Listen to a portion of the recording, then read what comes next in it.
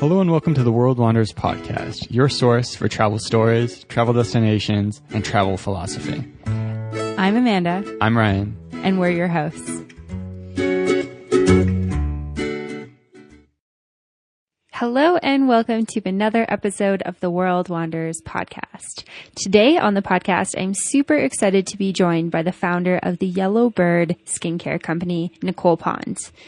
And on this episode, we talk about Nicole's background living in France, how living in France as a child and integrating into another culture and learning another language really influenced the rest of her life, her choices through school, through college, through the business that she's created, how she's parenting her children.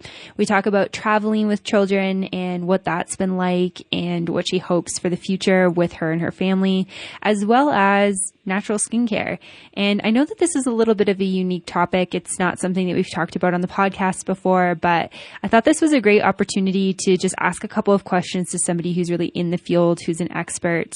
It's been something that's been really important for me over the last couple of years is to transition from conventional chemical-based products to more natural products. And, how do you do that while you're on the road? How do you maintain your products? What to look for when you're shopping for products before you travel? How to be really minimalistic with your products, and then what to look for when you're abroad and you run out of the things that you love most at home. And so we talk about all of that and so much more. So I'm super, super excited to have Nicole here today. So without further ado, here's the interview. I'm very excited to be joined on the podcast today by Nicole Pond, who is joining me all the way from South Carolina. Nicole is the founder of the Yellow Bird, which is a natural skincare company, and she's here to share about her travels, her travel experiences, and natural skincare. So welcome to the podcast today, Nicole.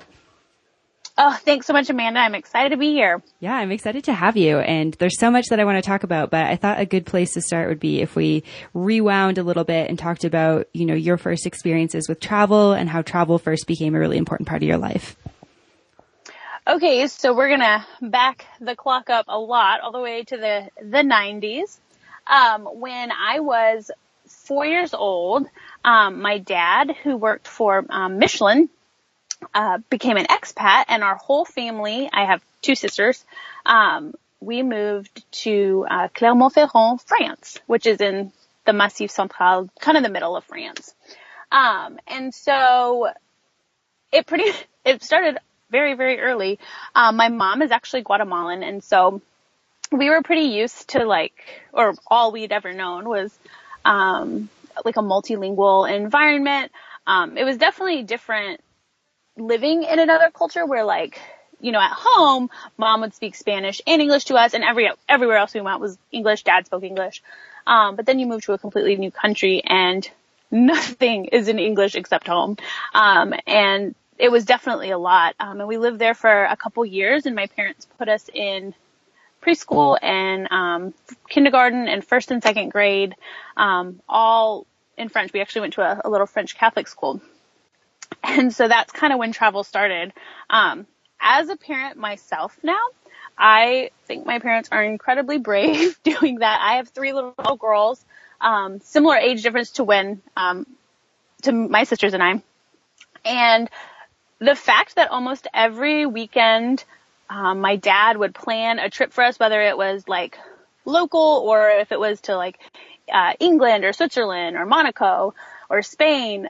We would get in our little Peugeot, and we also had a Renault, and they would take us. They would take their three little kids all over the place, exploring and trying new things. And it was exciting as a kid, although very tiring. It was a lot of walking, a lot of walking. I was not into walking then either. But I mean, that in no way did that deter my parents from really experiencing the full European culture. I mean, I know how exhausting it is just to go to the grocery store or the park, and you're talking, taking a bunch of kids all over the place. So my parents are amazing for doing that, and they kind of just set this stage in my mind very early on that the world is a big place, but you can go anywhere you want. There's not really a limit. I still will remember my dad, before we would go, he would get the green Michelin guides, and take it to whatever place we were going. And as we walked around, he would read aloud and tell us all about where we were going. I mean, this is before like Google Maps and stuff like that. And he was just, I mean, it was, if we wanted to go somewhere, I mean, we would get a guide and we would go. And I remember, you know, his French wasn't perfect, or if we were in Germany, I mean, we don't speak German or anything, he would point and make himself understood to the native people, and we would kind of figure it out. And so I think that just on a much deeper level, that kind of helped me think that, you know, the world is a big, exciting place, but you can really do anything you want to do. I mean, you're going to have to maybe study or work hard or get your guide. But you can absolutely learn it. And so I feel like that was, if nothing else, the most valuable thing my parents could have done for me.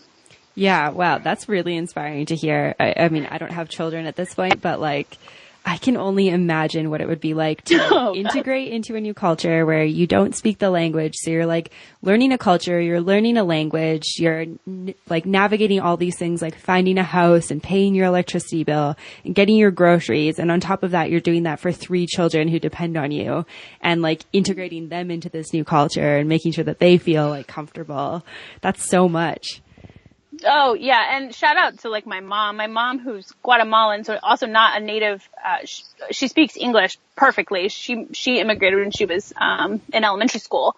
But I will still remember, like, there's little things that you don't think about are a big difference. Like in Europe, like there are roundabouts, there aren't stoplights. And so there are all these traffic laws that everyone there just knows that are very different from the U.S. And like you said, having 3 kids with you, I mean, the grocery store, every single thing is different. And when you don't speak the language, especially at the beginning, she didn't really speak very much French at all.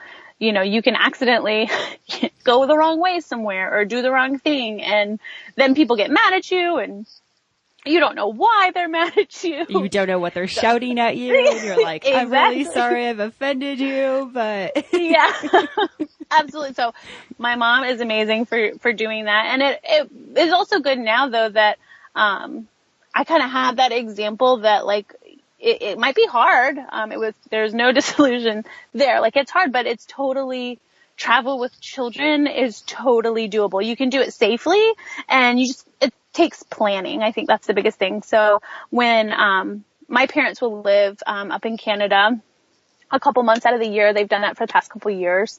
And my sisters, well, not my sisters. So I decided I wanted to go up and see them. And I had, at the time, my oldest, who's now 5, my oldest was 3, and my second daughter was 9 months. And I went up and saw them. And I mean, flying with two kids is like, you know, it's always going to be a thing. But you kind of figure out little tricks, like you just pack a backpack. You don't carry anything. You baby wear. You pack fruit snacks. All these little tricks, and you just kind of get up there and you make it work. And I think because I had grown up traveling, and of course I was seeing my parents, so I knew I would have help on the other end. That's a big plus. Mm-hmm. But it kind of made me like very unafraid to travel with them. And I have an older sister, and she has 3 kids, and she's taken her kids all over, like South America, Eastern Europe, Western Europe. Like, I think because we grew up doing it wasn't as daunting. And, that was one of the things, that I'm really excited about, was people kind of can put this negative spin on getting married young, or, you know, having children young. And one of the things people always say is, well, you should just take time to travel, you know, like as if getting married or having children, like, automatically rules that out. Now, don't get me wrong. It is much easier for me as an individual and my husband to just go somewhere. Like, of course, that's obviously true. Mm-hmm. But just because you have kids doesn't mean you can't travel. Yeah. At all. That's like, it's something that I've kind of recently, like, we've met more people who travel with kids. And I guess just because like I traveled I guess I vacationed a lot as a child. Like we did places like, you know, Disneyland and Disney World and Mexico, and cruises and Hawaii, like that sort of stuff is like what we did when I was a kid. So I feel like I kind of had it in my mind, like, oh, you don't travel with kids. And I remember Ryan and I were in Southeast Asia for the first time a number of years ago. And there was a couple traveling with a 3-year-old and they were on this tour where we were riding elephants. And I was like, what? Like, you're going to put a 3-year-old on like a fully grown elephant? Like what? Like this 3-year-old is like in Laos right now. Like this is just totally blowing my mind away. And since then I've seen so many different people traveling with kids and it's kind of shifted my mindset from like, oh, I need to like go everywhere I ever want to go in the world before I have babies to like, okay, you can actually like travel with your children. That's possible. And I think sometimes like it is so good to travel with children. Like you get to see I feel like you experience a new place so much more fully because their perspective is very unique. And I also think one side benefit of traveling with kids that's awesome is that they can kind of force you to rest, which when I travel to other countries, you know, you're like, okay, I only have this much time here. I want to see this, this, this, and this. And you can really wear yourself out there. And then when you get home, I mean, not to mention jet lag, right? When you get home, you're like exhausted versus like when you have children, you know, okay, well, we can plan 2 things a day and then, we're going to make sure we have one morning that's just slow. Mm-hmm. And like you do it for your kids, but then you realize, wait a minute, I'm taking time to enjoy this and just to be here and to experience a little bit of that everyday life that if you hadn't had them, you might have planned another tour, another excursion or something like that. So, I think they bring a really good not only perspective, but also just the necessity to rest and just enjoy where you are. Yeah, for sure. I think there's something really amazing about being able to see the world through like a child's eyes as well, which is, I think, something that like not spending a ton of time around children, like we don't always get. We have friends who travel with their children and we spend a bit of time with them in Bali. It's just amazing, like watching them interact with their surroundings and being like, oh, this like plant is like very fascinating to them because they don't have that in Florida where they're from. And they're like sitting, looking at it and touching it and playing with it. It's something I would just like walk past. Like I wouldn't even like look at it. Just like whatever, it's a plant. But it's just this like really fascinating way to kind of like interact with your surroundings and notice how much is actually different. Yeah. And the whole idea that like every day is an adventure versus like only these scheduled outings are an adventure. Like they're going to enjoy, you know, I remember when we were little and we were in France or even in America, we traveled, my parents, again, bless them. They took us camping across the U.S. when I was like 10. We had a pop-up camper and we drove from Greenville, South Carolina. My aunt graduated from Sanford Law. And so we drove out to San Francisco and then we drove back. And, I just remember like hiking in state parks and all that. And like every single day was something fun, you know, versus thinking like, oh, this is just a travel day. And one of our favorite things about traveling was like either the hotel we stayed at or the bed and breakfast is usually what we stayed at, or even the campground. Like that was just as exciting as seeing, you know, Zion National Park, or just as exciting as seeing, you know, whatever big thing my parents had planned for that day. You know, we loved seeing whether it was, just the different rooms that were there, you know, looking in all the weird cupboards or how stuff is organized, or like it was all so much fun. Which I feel like as an adult, sometimes like we'll go on trips and they just seem so rushed and so busy. And, you know, we're just like focusing on those highlight things that we're doing versus enjoying the whole experience. Yeah, I think that that's so true. Like when you're little, you don't have this like massive to-do list, you know, based off like other people's Instagram photos, or like you're not reading guidebooks. Like you're just, you know, you're just along for the ride. You're just enjoying what's coming up. Whereas I feel like, as an adult, we have this like consistent agenda and we're always trying to see and do things and tick things off the list. And I mean, things are popular for a reason. There's a lot of really amazing, beautiful things that you want to see in the world. that are, you know, totally worth going on the tours for or getting up early for. Yes. But then there's also just those moments where you're like, I'm in this really amazing place and I can just sit here and like take it in.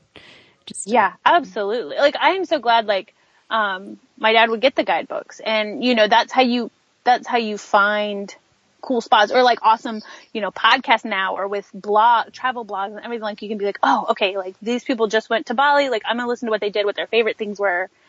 And then I'm going to learn from them. So, you know, you can avoid staying at this really crappy hostel. Like, but this hostel was amazing. So, I can just book my trip there.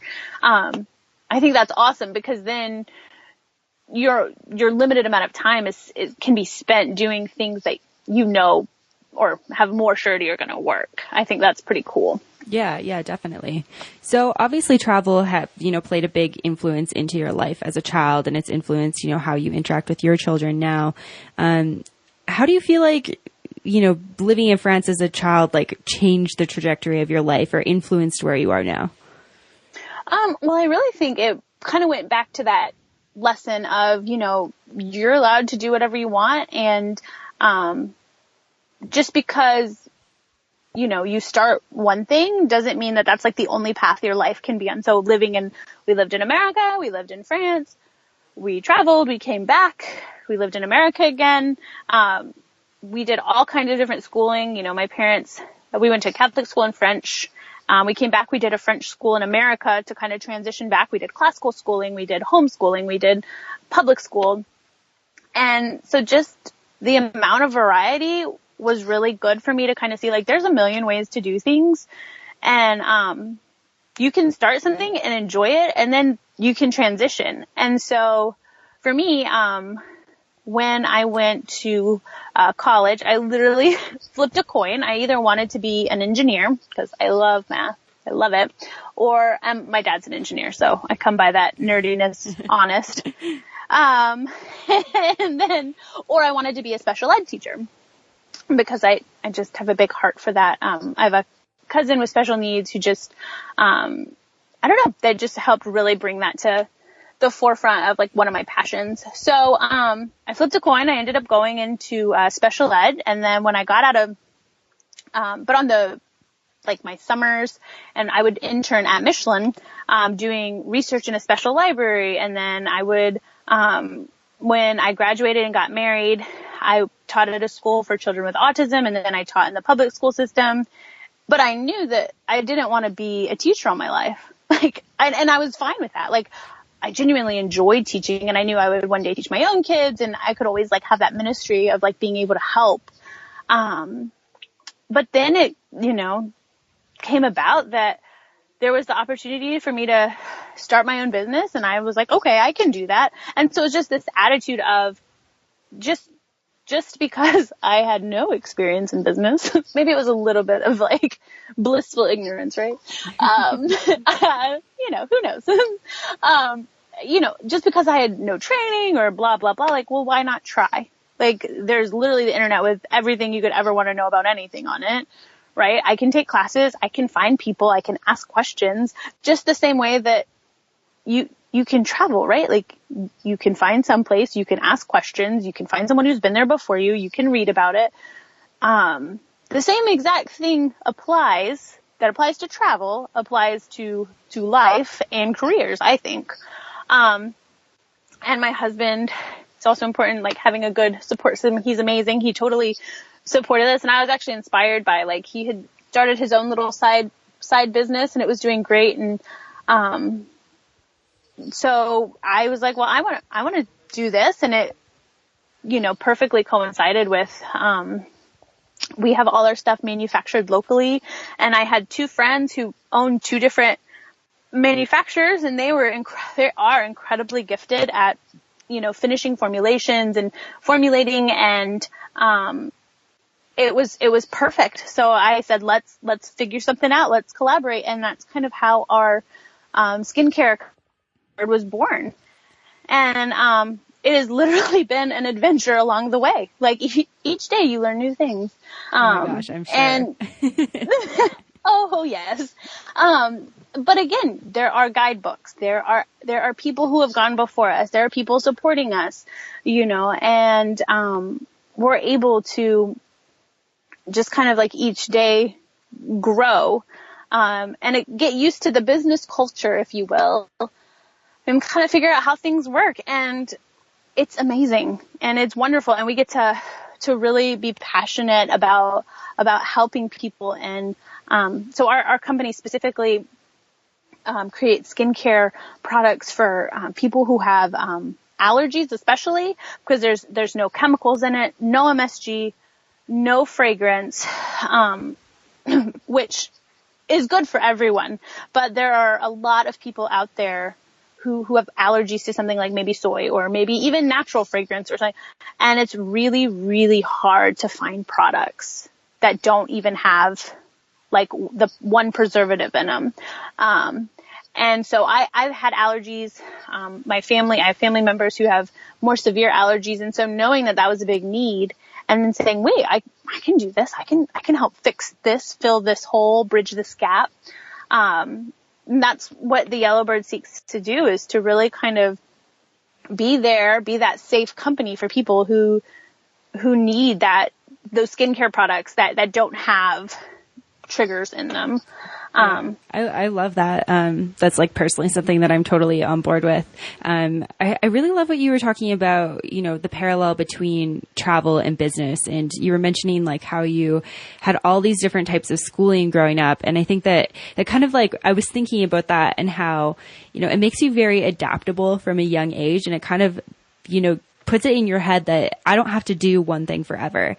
And I feel like, yes. I went to like I lived in the same town and I went to the same, I went to elementary school and then I went to middle school and I went to high school. I went to school with all the same people, which, there's pros in that as well. But, when I started traveling, I was like, it's really when like my world view kind of became a lot bigger. Like I was like, wow, I've been on this like trajectory for like 21, 22 years of my life where I've just thought, I have to do things this way. And it never quite felt right for me, but I was just like, everyone else is doing it. So like, what's wrong with me? Absolutely. And then I was like, oh wow, you can do like all these different things. So I remember thinking like my grandmother worked for Shell back in the day. And then, she became a mom and then, she kind of like came out of the maternity, phase or whatever, like off maternity leave and was back at Shell. And then she retired from Shell. And I'm like, man, you just like worked for Shell for your whole life. She's like, yeah, that's like what you do. And I'm like what? Like, I actually can't think of one place that I want to work for the rest of my life. Like, how do you just choose one thing and stick to it? So yeah, that was just clicking for me. Yeah. And I think it's really important. Like, the quote, good is the enemy of best. I think that every single person has something they were intentionally created for, like a specific gift, right? And that gift can be applied in so many different ways. But I think it's really important to have a minute of introspection and say, okay, well, what is my gift and what is my calling? Like, what is my best work? And I think once you can know that, and it can change throughout the seasons what that looks like. So for me, I'm a mom to 3 little girls, and that is my best work. My calling right now is to be their mom. So push comes to shove, that's kind of always the thing, right? Now at the same time, I have business and my husband and I do it full time, and he does all the day. He's amazing. I mean, he does all the day to day. And I still do a lot of the big picture stuff and we talk about it, but, I also homeschool, kindergarten, which is super fun. I get to use all my teaching. And nap time, 3-year-old and baby. Yeah, right. The best. So I do that and then I have work and then I'm still a sister and a daughter and I still collaborate and I really have this huge passion to encourage especially other women and just help them realize like you can absolutely do whatever you feel like you're called to do. Like you can do it. Okay. Like let's find that guidebook, whatever it is. Mm-hmm. Like it might not be green, but we can find it. And, you just take one step at a time. Like I have a passion for that, but at the same time, you kind of do have to say, okay, what's most important for this stage? Right. And that's what you pour yourself into and you don't fight it. You enjoy it. I know that, my youngest daughter is 9 months old. And that was just something that I really had to well, the Lord just really had to help me be okay with, because when I found out I was pregnant with her, I mean, our company had started taking off. My husband was coming home full time to work with me, which is, super exciting. Co-work, co-parent, woo. Mm-hmm. But I'm so sick during my pregnancy. And then, you have a newborn for a while. Right. You're like not sleeping. You're on their schedule. Oh yeah. And I was genuinely like, wait, this is not like I was finally like my youngest was starting to be, more independent. I wasn't nursing anymore.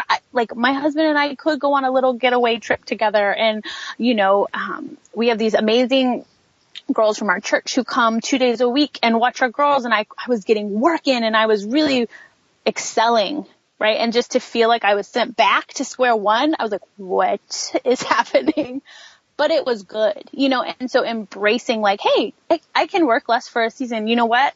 My kids aren't always going to be tiny, right? Like eventually they won't be. And then, I have more time again to work and that'll be awesome. But right now, this is my focus and I get to enjoy each day, juggling, but different percentage of time spent in different places. And so I think that's something that kind of can parallel to people, you might not have kids, you might not be a mom, but if you, maybe you don't have the time off or the means to travel, like that can still be good. You can still thrive where you are, whether it's, if you have a heart to travel, like exploring where you live, or maybe it's reading and planning, we don't always have to have, like a need to be where we're not. Yeah.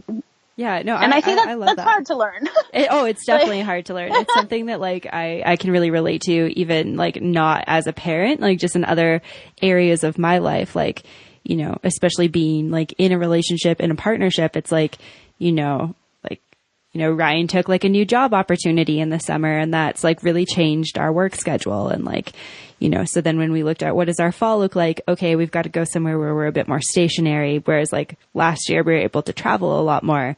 And so it's like, we're in Mexico. Like life is not bad by any means, but it's just shifting things and, shifting things with like, things shift with business all the time and with work and with financial situations. And so it's really just learning to be adaptable and being okay with wherever you are in that moment. And I feel like you touched on a couple different things with those parallels. Like, I feel like people go into travel or because they want to see things like, I want to see Big Ben or I want to see the Eiffel Tower. I've always dreamed of eating a baguette on the canal, like watching the sunset in Paris or, eating gelato in, Italy or, whatever it is that you dream of doing, and people go out and they have these experiences. And I think there's so many things that you benefit from outside of, getting your photo of these things that you've always dreamed of, seeing and experiencing. And I think part of it is learning to be adaptable and learning to navigate life a little bit differently.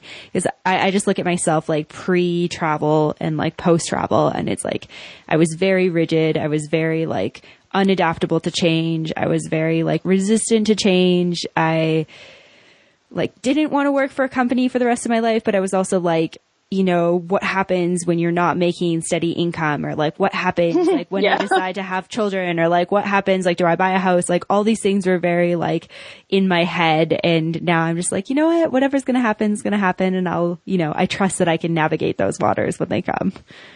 Absolutely. It's really, there's a really good book, a business book called Think and Grow Rich by Napoleon Hill. It's an old school book, but it's amazing.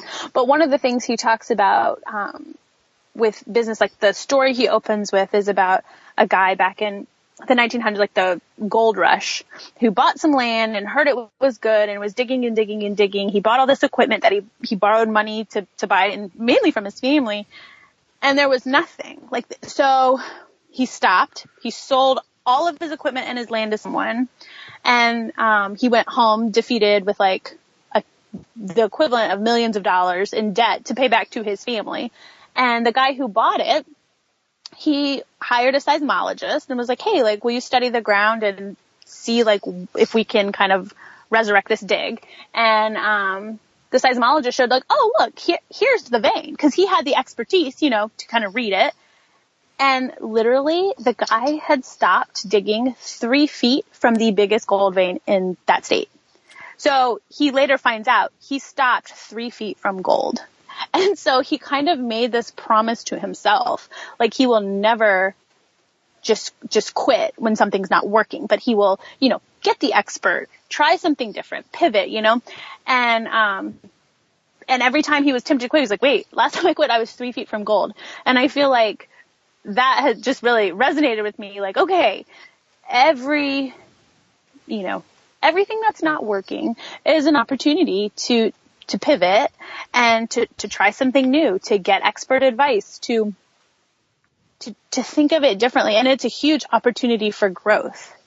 It doesn't have to be a negative. It doesn't have to be like a big problem. It's a problem to solve. And, that applies in relationships, like, marriage or couple relationships, you're arguing about something. Okay. You know what? That's an opportunity to grow. And it applies in business. And I think it applies in travel. Like, you get lost. Okay. Well, let's figure out how to get home. Definitely. Like you don't just have to and in travel, it's kind of obvious. Like if you're lost, you're not just going to just sit there and be like, well, I guess I'm never going to make it back to my Airbnb. Well, that was nice. Okay, you have to figure out how to get home. Like this is a must. Whereas I feel like in life, like we can kind of get hung up someplace and be like, okay, well, this is just my life. Like this is the job I have. I went to school. I got a reliable degree that could give me a practical income, and it's just how it is. Mm-hmm. And we just can kind of accept that versus saying like, okay, maybe that job is the right one for you, but like maybe you're also supposed to be pouring into someone else, or maybe you should have a plan to work into another job that you're passionate about. And again, like I also had to realize like not everyone is meant to start their own business. Like that's not a good fit. Just like not everyone is meant to backpack, all across Europe. Like different people can have different, goals, but the idea of settling because that's, like you said, that's just what you do, that's not okay. Like everybody has something that they're passionate about or that they're good at. Yeah, definitely. I couldn't agree more with that. And so I want to dive into a little bit. You kind of gave a brief overview of the Yellow Bird and what you guys do. I love the fact that you're making, skincare products that are, free of chemicals and free of toxins. It's a shift that I've made in my personal life recently. And I feel like more and more people that I'm talking to are looking for these alternatives to, traditional skincare products where they're slathering chemicals all over their body. And it's having these like, maybe not direct, like I think for some people it's like maybe they have an allergic reaction, but I think a lot of people are, it's causing harm in their body, but it's very, very indirect and they experience it maybe later in life or, years down the road or in ways that are not directly related, which is kind of my experience. Like, all of a sudden it's like I'm having all these hormone issues and I'm like, researching about it. And I'm like, okay, one of the first places to, start looking is what are you putting all over your skin, because your skin is your biggest organ and it directly takes in everything that you put on you. And I was like, holy crap, why am I like in my mid-20s only thinking about this for the first time? Well, yes. Oh man, is that true? It's kind of like, oh, I can't eat like this anymore. What? Totally. Yeah. I definitely had that happen. Yeah. That's an experience that I feel like mid-20s has to offer. Oh, yeah. Metabolism shifts the best. Yeah. Everyone tells you it's going to happen, but I feel like I just didn't believe them, until it did happen. But, so, I find that it's like when I'm at home. So like when I'm in Canada, when I'm in the US, I don't have any troubles finding like all of the skincare products that I normally use. Like I can find, very natural products that I can use day to day. And I find that when I go somewhere, like half my bag is like herbs, part of my bag is like vitamins, a bunch of skincare products. And I'm trying to pack for like, 6 or 8 months worth of skincare stuff. Do you have any tips for like traveling and keeping your skincare line natural? Yeah. So I think one of the best things is kind of like minimalist wardrobe. You have black leggings that you can work out in or hike in, but you can also wear like under tunics, like very multifunctional pieces of clothing. Yeah. Also applies to skincare. Having a good bar soap which lasts forever.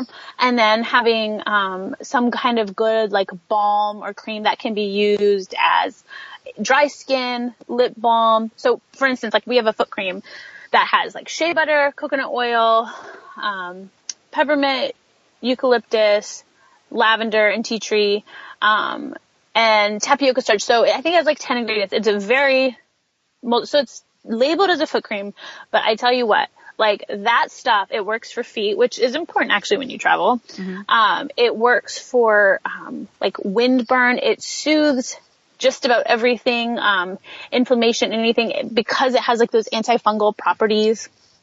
I've used it for diaper cream. I mean, I've used it on bug bites. The lavender, I mean, it soothes everything. So like that one cream or whatever packs its weight. So like finding something like that has like coconut oil and maybe some good essential oils in it.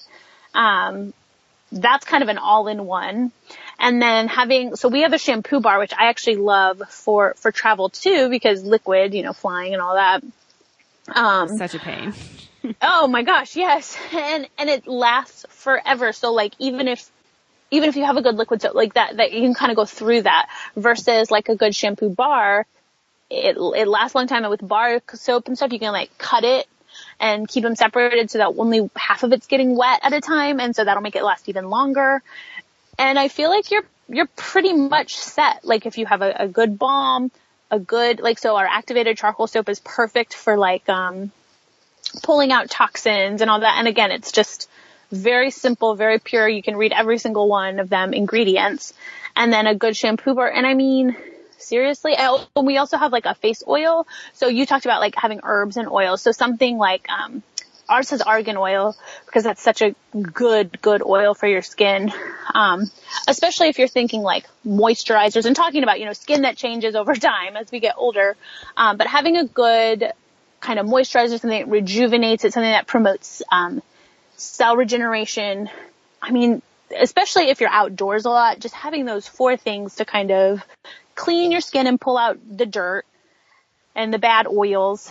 And if you're I read a really good article the other day about skincare in cities. Like if you're in a city with a lot of pollution, I never really thought about, I mean, I always think of like people like talking about, like how their lungs will hurt and stuff being in a really smoggy city.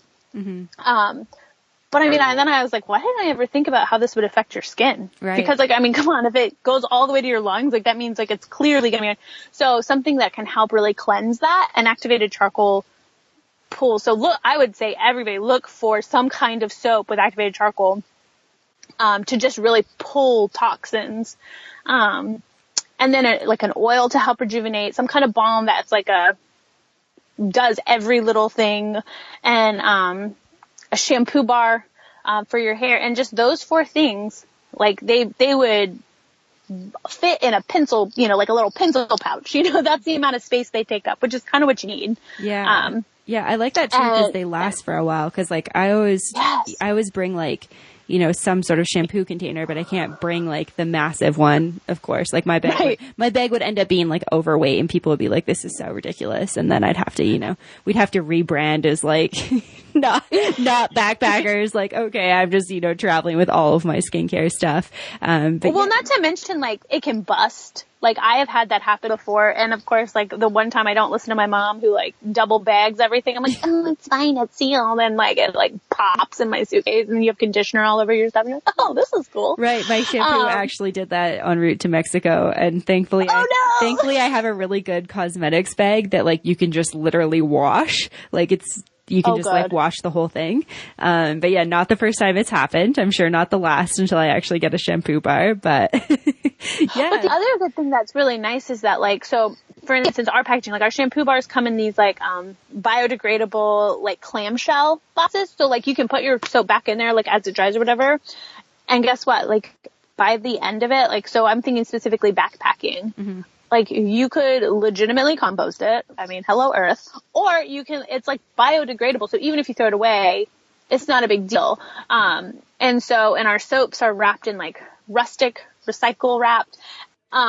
So again, you're not, I mean, good for the earth, not having to deal with waste, but also like good for you, especially in other countries where like waste disposal is so different, like in America and Canada too, like they're a little stricter, but like getting rid of waste is not a big deal. And like we throw out so much stuff.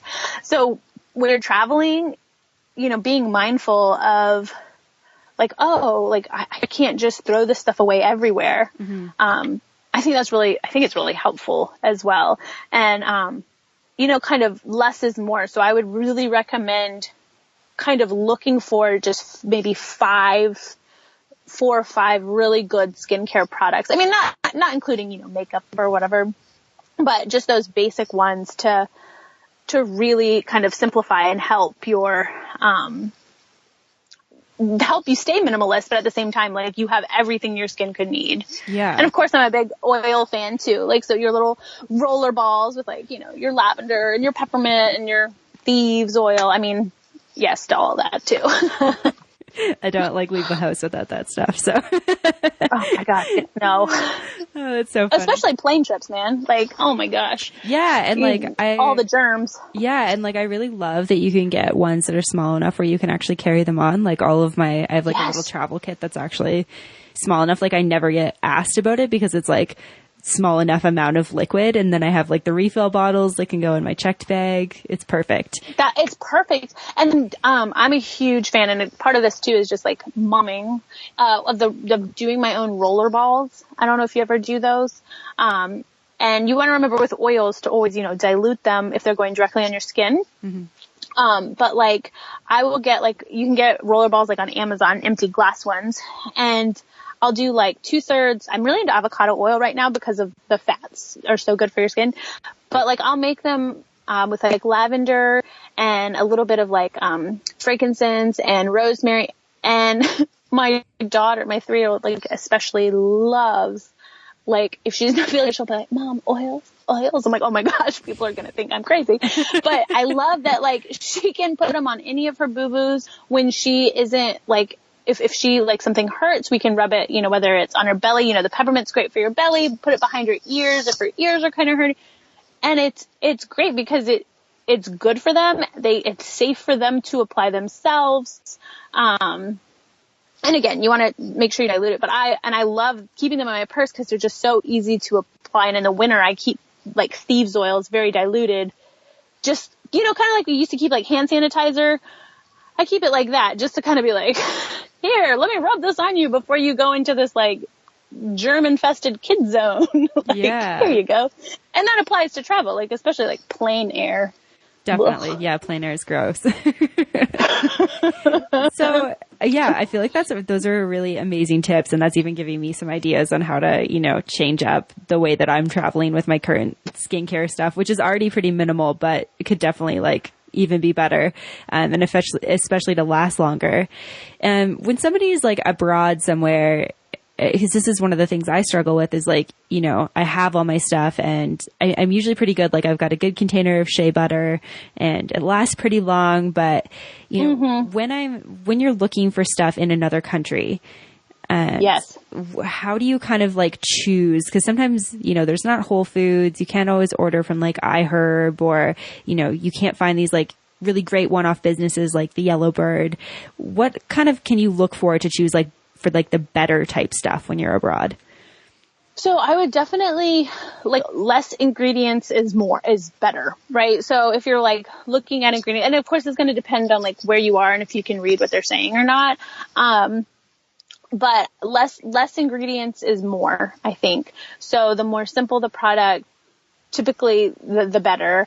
I would just look for things that have just like coconut oil and shea butter in them. And really kind of have, like even if you travel with your own oils, it's not hard to get like coconut oil and mix that with whatever essential oils to do whatever kind of balms or whatever. When it comes to soap, I mean, bar soap, is good because you don't like the lye that's used, like the chemical formation, right? Saponification. It's all cooked out, right? So looking for a good bar soap, like a Castile soap, like, so that one that's made with like olive oil. Those are usually really, really good. And I would even say, like, the cool thing about other countries, one other side to traveling that's awesome is like looking for more, like, less of their commercialized, like, oh, we carry, whether it's, whatever's popular, in the States, we have basically here, but looking for more of their traditional skincare stuff. Mm-hmm. Because I bet you could find some just really cool, like, for instance, Mexico, like, they have tons of plantain, stuff like that. So even seeing if there's some, like, hole in the wall, kind of old school grocer that, where they use recipes that have been used for years, right? So like in France, they're like soap recipes that haven't changed in, 3 centuries, right? That's going to be good. So, even enjoying where you are, by looking for some of like what natives use, I think that's going to be your best bet for more simple, skincare, because these places, a lot of times they use recipes that are so old, they didn't have those preservatives or those chemicals or anything like that. So less ingredients. If you can find any of the native stuff to try, that would be awesome. And then just kind of have like on your radar, when you look at ingredients, ones that you definitely want to avoid. So, at least having some like, oh, definitely don't want any of these ingredients in it. Like whether it's like parabens and like you said, like in some other countries, there are chemicals that like in Brazil that aren't even legal in America, which is super lax. Well, like the skin whitening in Asia, like that was something that like I remember our first big backpacking trip, we were gone for 6 months, and like I remember running out of lotion when we were in Europe and we flew to Asia, and like I didn't even think about it. I'm like, whatever, like I'll get lotion in Asia, like, everyone gets dry skin type thing. And it's great because it's like a lot more humid there, so I didn't have to worry about it as much. But trying to find lotion there that didn't have a whitening agent in it, and especially with the language barrier, was very challenging. And I was like, of all the things that I know I don't want to put on my skin, I know I don't want whitening agent, because I definitely do not want to be bleaching my skin. You don't want to bleach your skin? Who knew? No, I think that's, and like, I think that like you guys are such a good resource, blogs and podcasts and spaces like you guys, where you can say like, oh, hey, this is a thing here, look out. That's incredibly helpful, especially like region specific, saying like, this is really common, like FYI, know this. And knowing that, like, in a pinch, if you're really needing, like, moisturizer and you can't read anything and you can't figure it out, knowing that coconut oil and essential oils work really, really well, and something with beeswax to help seal in the moisture. I mean, depending on how DIY people are, obviously. Right. But I think that's a huge, huge benefit, to travel, to like you guys' this site, and that's like a huge amount of value you guys can add, because like I would be just like you traveling in Asia, like I never would have thought, hey, most of the skincare products are going to have whitening. Yeah, never would have crossed my mind. Right. So it's like not even like at that point, I'm just like, I'll take anything with chemicals as long as it's not like bleaching my skin. It's like trying to find like what's like the better of the bad things. Yes, lesser of the evils. And totally. I think that's kind of, and again, like, this stuff is important. And I think, like you said, packing and being mindful is important. But it's one of those things where you can pick lesser of evils when you're out. You can change gradually, kind of like with food, you want to eat whole foods and stuff like that, but you don't have to like completely transition all at once. Maybe it's, when you're out, you pick, a whole fat ice cream versus like a low fat one. And you're like, all right, whole fat is better.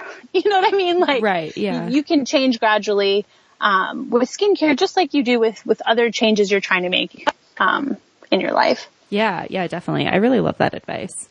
Amazing. This has been such a great conversation, Nicole. It's been so fun talking to you. Where can people go to find out more about you? Well, anyone in the U.S., our website is theyellowbird.co, like company.